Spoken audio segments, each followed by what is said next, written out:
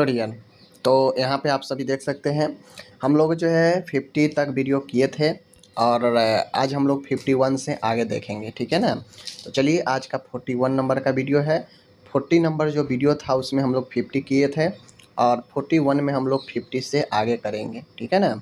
चलिए देखिए, केएमसी के घटकों में शामिल है। सबसे पहले केएमसी क्या होता है?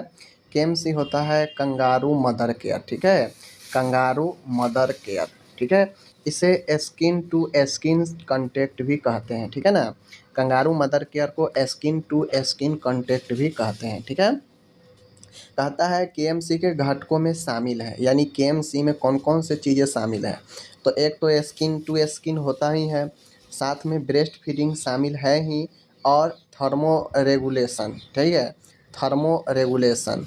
तो माय डियर, इसमें ताप का भी जो है रेगुलेशन होता है, ब्रेस्ट फीडिंग और अपना जो है त्वचा से त्वचा संपर्क।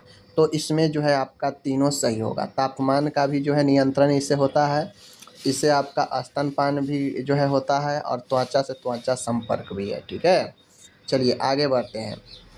आगे है यहाँ पे, जब यहाँ पे देख लीजिए, जब माँ उपलब्ध न हो तो केएमसी कौन प्रदान कर सकता है। मान गए माँ को कोई समस्या है, इमरजेंसी है, तो माँ बच्चे के पास नहीं है, तो केएमसी कौन प्रदान कर सकता है। तो देखिए केएमसी पिता भी प्रदान कर सकता है, दादी भी प्रदान कर सकती है, अन्य रिश्तेदार भी प्रदान कर सकता है, यानी ऑप्शन नंबर डी राइट हो जाएगा, ठीक है। आगे बढ़ते हैं। यहाँ पे देख लीजिए आप लोग, केएमसी के दौरान घर पर माँ बच्चे के साथ किस पोजीशन में सो सकती है। कहने का मतलब है कि घर पर माँ जो है बच्चे के साथ किस पोजीशन में सो सकती है। झुका हुआ, प्रोन पोजीशन, फाउलर पोजीशन, या फिर सुपाउन पोजीशन, ठीक है। तो आप लोग बताइए कमेंट करके। Right answer option number supine position, ठीक है। नेक्स्ट क्वेश्चन है, 7 जानलेवा रोगों में शामिल एक कम्युनिकेबल रोग कौन सा है। 7 जानलेवा बीमारी है ना, आप लोग को पता है, उसमें से एक कम्युनिकेबल डिजीज कौन सा है इसमें। Chicken pox, typhoid, pneumonia, hepatitis. तो right answer option number D hepatitis. Viral रोग है, संचारी रोग है, ठीक है। आगे हम लोग यहाँ पे बढ़ते हैं। क्वेश्चन यहाँ पे देख लीजिए आप लोग, खसरे का टीका किस अवधि में दिया जाता है। यानी जो मिजल्स अपना होता है, मिजल्स किस अवधि में टीका जो है मिजल्स का दिया जाता है, ठीक है। तो बेसिकली यह जो है 12 वर्ष से ऊपर 12 महीने से ऊपर दिया जाता है। तो देख लीजिए यहाँ पे 10 सप्ताह, 16 से 24 महीने, 9 महीने, 14 सप्ताह। तो ऑप्शन नंबर जो है सी राइट होगा, ठीक है।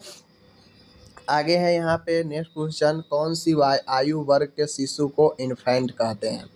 माय डियर, इन्फेंट मतलब होता है शिशु, ठीक है, और नियोनेंट मतलब होता है नवजात शिशु, ठीक है ना। अगर नियोनेंट रहेगा तो नियोनेंट्स मतलब होता है नवजात शिशु, ठीक है, और इन्फेंट मतलब होता है शिशु। तो नवजात शिशु का बात होगा तो 0 से 28 दिन, ये होगा नवजात शिशु।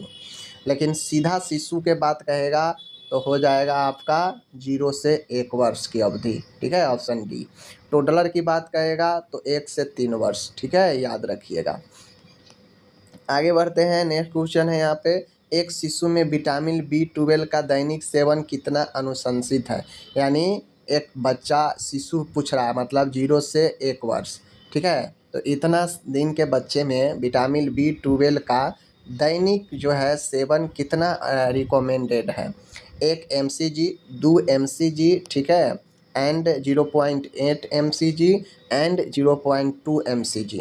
देखिए वैसे तो 0.4 mcg होता है, लेकिन ऑप्शन में है ही नहीं, तो ऑप्शन में 0.2 है, इसलिए ऑप्शन डी है, लेकिन वैसे 0.4 mcg याद रखिएगा, ठीक है।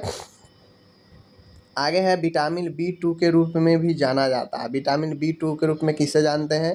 Riboflavin, biotin, niacin, thymine. तो राइट आंसर क्या होगा? राइबोफ्लोविन को विटामिन B2 के नाम से भी जानते हैं, ठीक है। आगे बढ़ते हैं। 59 है, एक बच्चे में औसतन रक्तचाप लगभग कितना होता है। हम लोग जानते हैं एडल्ट में 120/80 होता है, ठीक है, नॉर्मल एवरेज। लेकिन हमसे बच्चे में पूछ रहा है, ठीक है, बच्चे में कितना होता है? 60/40, 80/50, 100/50, 40/20। तो राइट आंसर क्या होगा? राइट आंसर ऑप्शन नंबर जो है बी होगा 80-50, ठीक है, याद रखिएगा। आगे है, नेक्स्ट क्वेश्चन है यहाँ पे, औसत सिर की परिधि होती है, मतलब बच्चे के सिर का जो डायमीटर होता है, परिधि जो होता है, औसतन कितना होता है? 33 से 35, 32 से 36, ठीक है, 33 से 35.5 एंड 32 से 35। तो राइट आंसर ऑप्शन नंबर जो है आपका ए हो जाएगा 33 से 35, ठीक है, याद रखिएगा। ये सब इम्पोर्टेंट क्वेश्चन है, बहुत महत्वपूर्ण है। आगे है, डाउन सिंड्रोम को और किस रूप में भी जाना जाता है? तो डाउन सिंड्रोम को हम लोग किस रूप में जानते हैं? ट्राइसोमी 21 सिंड्रोम, मंगोलवाद, ट्राइसोमी जी एंड क्रोटिनिज्म। तो राइट आंसर ऑप्शन ए होगा ट्राइसोमी 21। अब होता यह है कि 21 नंबर का जो क्रोमोसोम होता है, इसके जगह पर 2 होना चाहिए, तब एक जोड़ा होता है, लेकिन 2 नहीं होकर यहाँ पे 3 हो जाता है, ठीक है, तो याद रखिएगा। आगे है यहाँ पे नेक्स्ट क्वेश्चन, 6 से 12 महीने के उम्र के शिशुओं को विटामिन ए की खुराक कितनी दी जानी चाहिए? ठीक है, देखिए 6 से 12 पूछ रहा है, अगर आपसे यहीं पर 16 महीना पूछ दे तो हो जाएगा 2 लाख यूनिट, ठीक है ना, लेकिन 6 से 12 पूछ रहा है, तो 6 से 12 में 1 लाख यूनिट राइट होगा, ठीक है।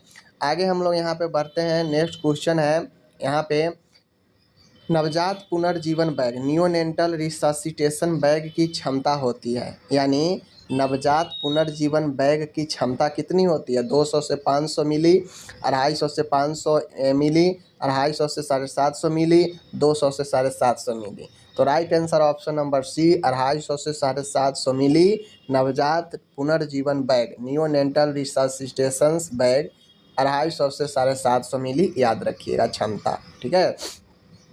आगे क्वेश्चन है, प्री टर्म के लिए पुनर्जीवन फेस मास्क का आकार होता है, ठीक है ना, हमसे पूछ रहा है प्री टर्म मतलब समझते हैं क्या होता है? जो समय से पहले हो, जो समय से पहले हो।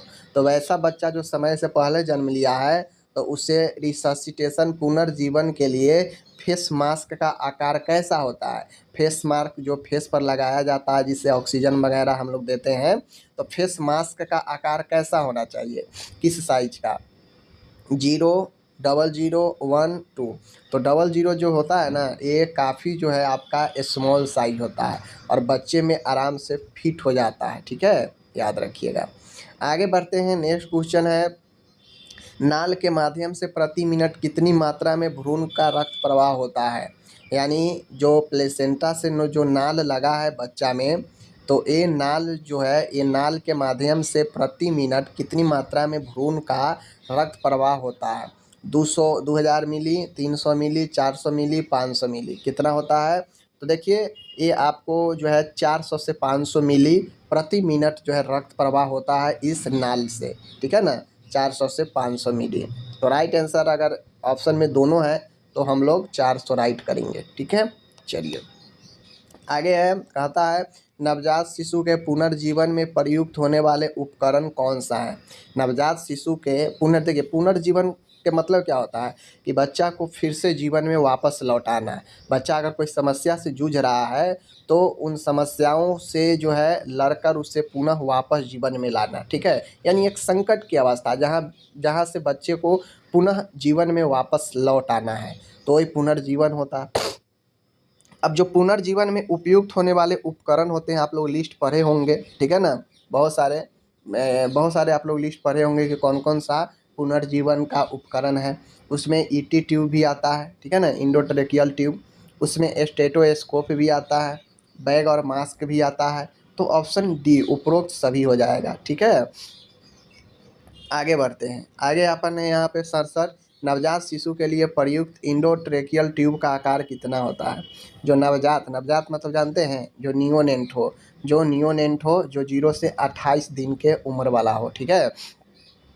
तो वैसे बच्चों के लिए इंडोट्रेकियल ट्यूब का आकार क्या होता है? 2.5 mm से, ठीक है, ध्यान में, 3.5 mm, 2.5 mm से 4 mm, 2 mm से 4 mm, 2.5 mm से जो है 4.5 mm। तो right answer option number A 2.5 mm से जो है 3.5 mm इंडोट्रेकियल ट्यूब का आकार होता है नवजात के लिए, ठीक है। क्योंकि नवजात जो है बहुत उसका सब चीज़ छोटा छोटा रहता है, तो भाई उसका तो ट्यूब का आकार भी छोटा ही होगा ना, ध्यान रखिएगा। आगे है यहाँ पे क्वेश्चन है, देख लीजिए। बोन का कई जगह से टूट जाना कौन सा फ्रैक्चर कहलाता है?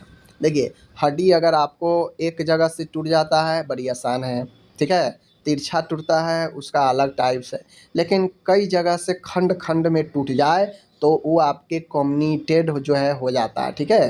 कम्युनिकेटेड फ्रैक्चर हो जाता है, जटिल फ्रैक्चर हो जाता है, ठीक है। तो ऑप्शन नंबर ए।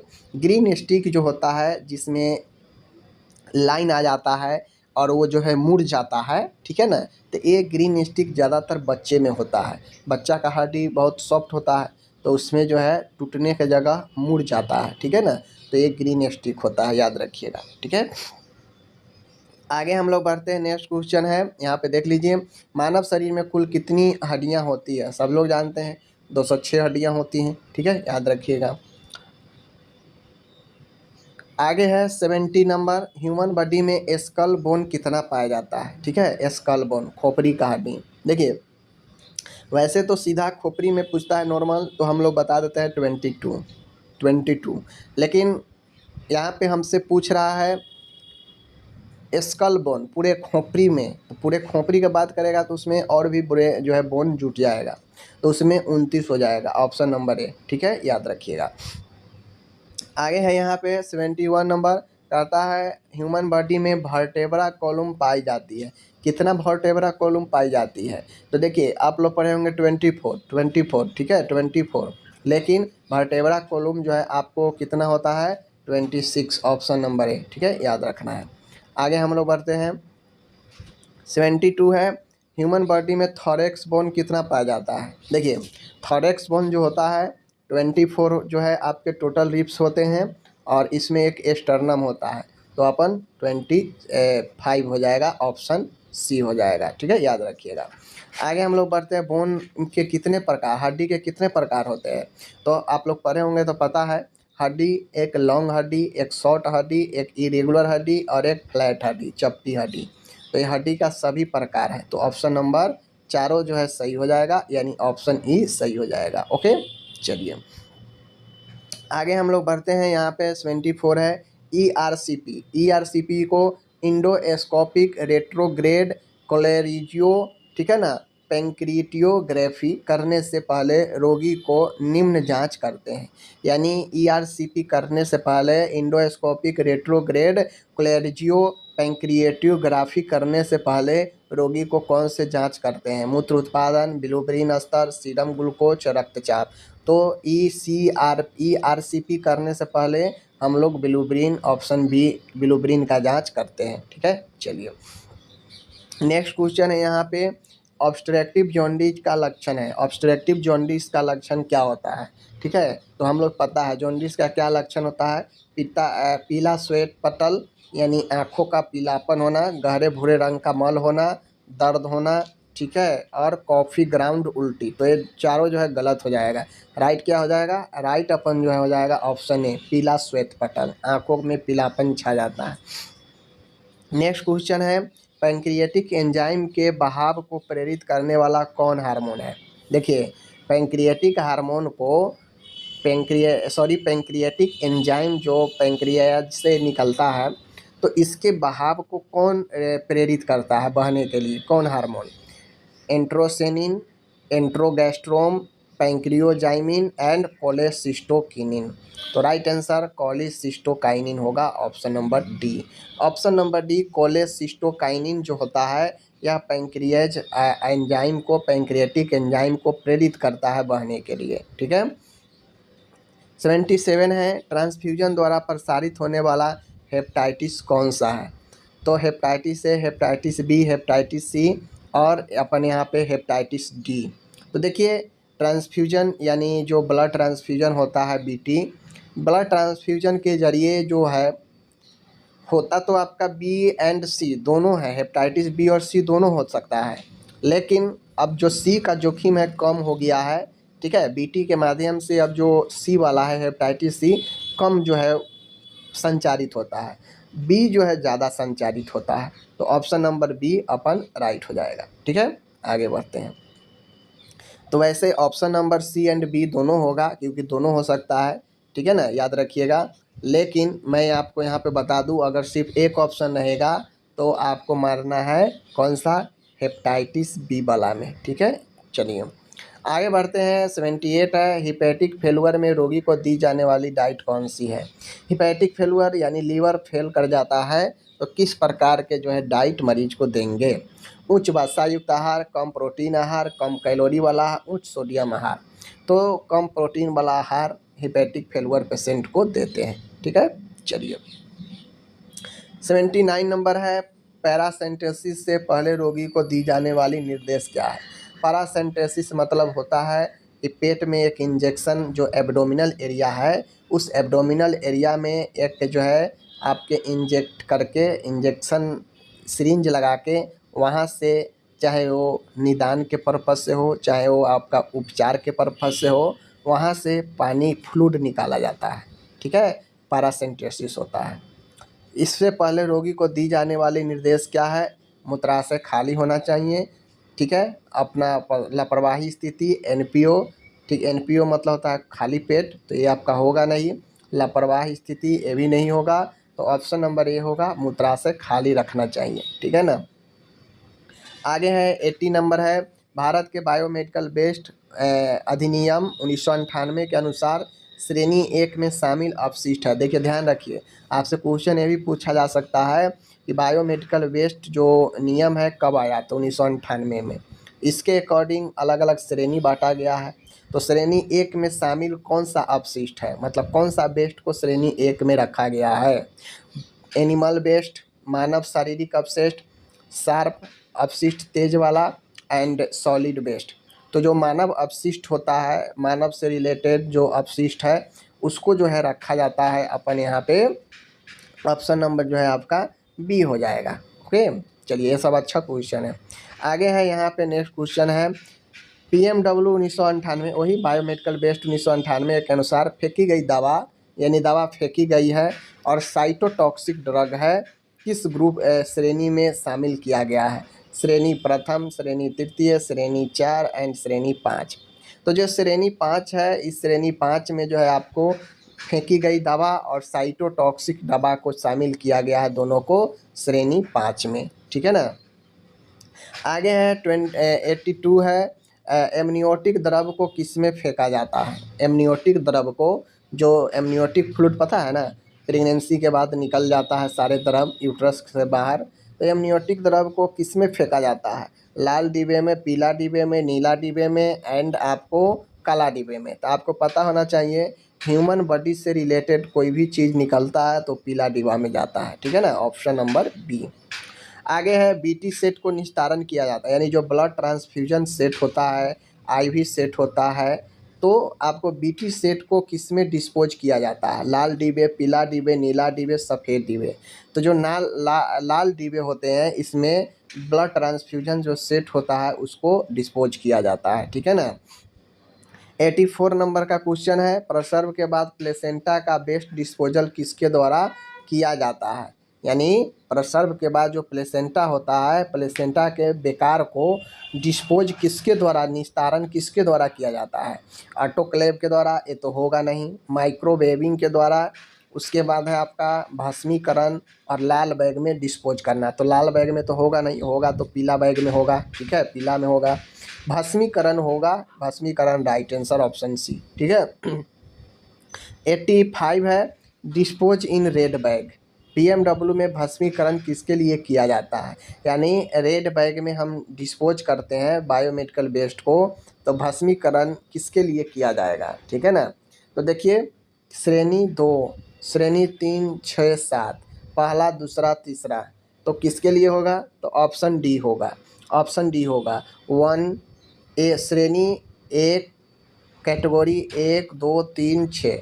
ठीक है, रेड बैग में अगर आप डिस्पोज करते हैं तो वह श्रेणी 1, 2, 3, 6 के होता है। ठीक है ना, याद रखिएगा। आगे है 86 नंबर है, निम्नलिखित में से कौन से मानसिक स्वास्थ्य को प्रभावित करने वाला कारक नहीं है।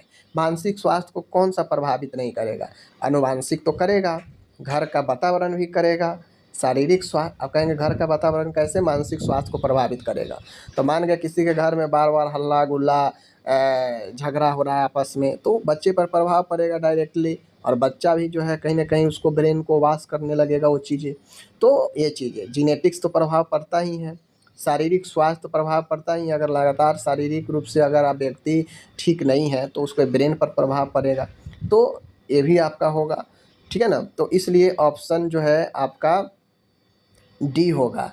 इनमें से कोई ऐसा ऑप्शन नहीं है तीनों में से जो आपके मानसिक स्वास्थ्य को प्रभावित न करता हो, तीनों करता है, ठीक है। चलिए 87 है, निम्नलिखित में से कौन से मानसिक स्वास्थ्य प्रभावित कर सकता है, मानसिक स्वास्थ्य को प्रभावित कर सकता है। क्वेश्चन मैंने देख लीजिए यहाँ पे, क्वेश्चन यहाँ पे आप लोग देख लीजिए, क्वेश्चन जो है देख लीजिए। देखिए यहाँ पे क्वेश्चन क्या पूछा है, नहीं करता है। हमने क्वेश्चन को पढ़ लिया है कि प्रभावित करता है, तो देखिए प्रभावित तीनों करता है, प्रभावित तीनों करता है, इसीलिए ऑप्शन डी होगा, ठीक है ना। प्रभावित तीनों करता है, लेकिन इसमें कोई ऐसा ऑप्शन नहीं है जो प्रभावित नहीं करता हो, तीनों प्रभावित करता है, इसलिए ऑप्शन नंबर डी हो जाएगा। समझ रहे हैं। 87 है, निम्नलिखित में से कौन प्रभावित करता है, तो शारीरिक स्वास्थ्य प्रभावित करेगा, आवश्यकताओं की संतुष्टि ये भी प्रभावित करता है। अगर व्यक्ति का मन संतुष्ट नहीं है तो कहीं ना कहीं वो प्रभावित करेगा, तो ऑप्शन नंबर सी इसका राइट होगा। ओके, अब आगे यहाँ पे है 88 नंबर का क्वेश्चन है, मानसिक रूप से स्वस्थ व्यक्ति के विशेषता क्या है। तो मानसिक रूप से जो स्वस्थ होते हैं, मानसिक रूप से स्वस्थ व्यक्ति के लोगों के साथ समायोजन कर सकता है, सही बात है। मानसिक रूप से स्वस्थ व्यक्ति अपनी इच्छाओं को काबू में रखता है, सही बात है। मानसिक रूप से स्वस्थ व्यक्ति कल्पनाओं के सहारे नहीं बल्कि वास्तविकता में जीता है, ये भी बातें सही है। तो इनमें से सभी एक स्वस्थ व्यक्ति के लिए हो जाएगा। आगे हम लोग बढ़ते हैं, तो यहाँ पे 89 नंबर है, निम्न में से कौन मानसिक स्वास्थ्य शिक्षा का उद्देश्य नहीं है। तो मानसिक स्वास्थ्य शिक्षा का उद्देश्य कौन नहीं है, तो मानसिक स्वास्थ्य को प्रगति देना ये तो उद्देश्य है, मानसिक रोगों को होने से रोकना ये भी है, मानसिक रोगों को बढ़ने देना ये गलत। मान गए मानसिक स्वास्थ्य शिक्षा कहीं ना कहीं चीज़ों को मेंटेन करेगा, कंट्रोल करेगा, बढ़ा तो नहीं देगा, तो ये गलत हो जाएगा, ऑप्शन सी राइट होगा। आगे बढ़ते हैं, यहाँ पे 89 नंबर है, निम्न में से कोई मानसिक स्वास्थ्य शिक्षा का उद्देश्य है। तो उद्देश्य है असामान्य व्यवहार को पहचानना, मनोरोग से संबंधित गलत धारणाओं को मिटाना, मनोरोग के उपचार के बारे में समझाना, यानी इनमें से सभी के सभी उद्देश्य है, ठीक है ना। आगे मैं बढ़ता हूँ, नेक्स्ट क्वेश्चन है 90 नंबर है, मानसिक स्वास्थ्य के विकास के लिए निम्नलिखित शिक्षा का आवश्यकता है, ठीक है ना। मानसिक स्वास्थ्य के लिए यहाँ पे, तो यहाँ पे आप लोग इस चीज़ को देख लिए। अब आगे हम लोग जो है यहाँ पे बढ़ते हैं, ठीक है ना। देखिए यहाँ पे एक और क्वेश्चन है, मानसिक स्वास्थ्य के विकास के लिए निम्नलिखित शिक्षा की आवश्यकता है। अगर आप लोग मानसिक स्वास्थ्य को बढ़ाना चाहते हैं तो क्या क्या शिक्षा देंगे। लोगों को मानसिक स्वास्थ्य के विषय में जागरूक करेंगे, बिल्कुल सही। लोगों को मानसिक हाइजीन यानी मानसिक स्वच्छता के सिद्धांतों को जानकारी देंगे, सही बात है। लोगों को मनोरोग के संतुष्टि के प्रभावों को विषय में बताना चाहिए, बिल्कुल सही है, इसलिए अपन डी हो जाएगा, सभी शिक्षा जरूरी है। ओके, आगे बढ़ता हूँ, 91 नंबर है, निम्नलिखित में से कौन सा विटामिन मानव शरीर में कैल्शियम तथा फास्फोरस के अवशोषण के लिए आवश्यक है। तो कैल्शियम और फास्फोरस के अवशोषण के लिए विटामिन डी जो है अपन यहाँ पे जरूरी है। ओके, आगे है 92 है, अपगार गणना के 5 कारकों में से आप लोग जानते हैं अपगार जो होता है, अपगार के गणना में जो है कुल मिला के जो है कितना होता है अपगार, ठीक है, 2 2 4 1 5 5 जो है होता है, ठीक है। 5 जो होता है इनमें से आपको निम्नलिखित में से कौन सा सबसे कम महत्वपूर्ण है, कम महत्वपूर्ण के बारे में बताना है, ठीक है। तो कम महत्वपूर्ण सबसे कौन सा है, तो सबसे कम महत्वपूर्ण मांसपेशीय टोन, श्वसन प्रयास, शरीर का रंग, हृदय दर। तो सबसे कम महत्वपूर्ण शरीर का रंग होता है, ठीक है। अगर श्वसन समस्या हो जाए, मांसपेशीय टोन में समस्या आ जाए, हृदय दर में समस्या आ जाए तो यह गंभीर है, लेकिन शरीर का रंग जो है थोड़ा सा कम महत्वपूर्ण रहता है, समझ गए। आगे है 93 है, आंत्रेतर मार्ग पेरेंटल रूट में औषधि की डैश की माध्यम से दी जाती है। तो आपको पता है पेरेंटल रूट में दवाई जो है किस माध्यम से देते हैं, मरहम, कैप्सूल, टैबलेट, सिरिंज। तो सिरिंज, ठीक है ना, पेरेंटल रूट में सिरिंज के माध्यम से देते हैं, ठीक है ना। आगे है 94 नंबर है, निम्नलिखित में से कौन सा एक अच्छी ऑडियो विजुअल सहायता का अभिलक्षण है। ऑडियो विजुअल सार्थक तथा उद्देश्यपूर्ण होना, ठीक है ना। महंगा होना, सभी शिक्षणार्थियों का मानसिक स्तर समान होता है, और संकरा होना। तो राइट आंसर ऑप्शन नंबर कौन सा होगा, ए होगा, ठीक है ना। ऑडियो विजुअल ऐड एक सार्थक और उद्देश्यपूर्ण होता है, ठीक है ना। तो ये बातें को महत्वपूर्ण रखना चाहिए। 95 है, यहाँ पे देख लीजिए, बहुत अच्छा है। निम्नलिखित में से कौन सा कार्य उपकेंद्र की रिपोर्ट के अंतर्गत है। उपकेंद्र के अंतर्गत कौन सा कार्य होता है सब सेंटर के अंदर। प्रतिरक्षण कार्य, इम्यूनाइजेशन होता है, बिल्कुल होता है। गृह दौरे होते हैं, होम विजिट, ये भी होते हैं। तो अपन ऑप्शन 1 और ऑप्शन 2 सब सेंटर के अंदर दोनों कार्य होते हैं, तो ऑप्शन सी राइट होगा, ठीक है ना। आगे बढ़ते हैं। आगे है 96 है, यहाँ पे किस प्रकार की उपकला योनि के रेखाबद्ध करती है। तो आपको मैं बता दूं कि कौन सा उपकला योनि को रेखाबद्ध करती है यानी घेरती है। स्यूडो स्ट्रेटिफाइड उपकला, पक्षमाभी उपकला, सल्की उपकला, स्तंभाकार उपकला। तो जो सल्की उपकला होता है, यह सल्की उपकला जो है आपको रेखाबद्ध करता है, ठीक है ना। आगे है 97 नंबर है, बोमन कैप्सूल में जमा होने वाला तरल कौन सा है। बोमन कैप्सूल में जमा होने वाला तरल कौन सा है। पानी और सल्फेट, पानी और glycogen, plasma minus blood protein, और केंद्रित मूत्र। तो बोमन कैप्सूल जो कि एक पार्ट है किडनी का, यह प्लाज्मा माइनस यानी प्लाज्मा में से जो प्रोटीन जाता है वही आपका जो है बोमन कैप्सूल में जमा होता है, प्लाज्मा माइनस ब्लड प्रोटीन, ठीक है। 98 है, निम्नलिखित में से कौन ब्रिक पिरामिड का भाग नहीं है। ब्रिक पिरामिड का भाग नहीं है, कौन सा ब्रिक पिरामिड का भाग नहीं है। किडनी जो होता है उसका भाग नहीं है। नलिकाएं एकत्रित करना, पेरीट्यूबुलर कोशिकाएं, एंड जटिल नलिकाएं, और मांसपेशियां। तो जो नलिकाएं एकत्रित करना है ये पिरामिड का भाग नहीं है, याद रखिएगा, ठीक है। 99 है, यूरिया संश्लेषण किसमें होता है। लीवर, किडनी, अग्नाशय, हेनले लूप।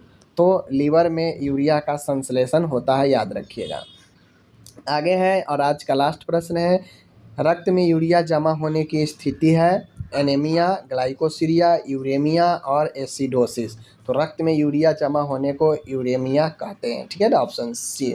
तो इस प्रकार से आज मैंने आपको 50 प्रश्न कराया। आपको कैसा लगा कमेंट करके ज़रूर बताएं। अब मिलते हैं अगले वीडियो के साथ, तब तक के लिए धन्यवाद।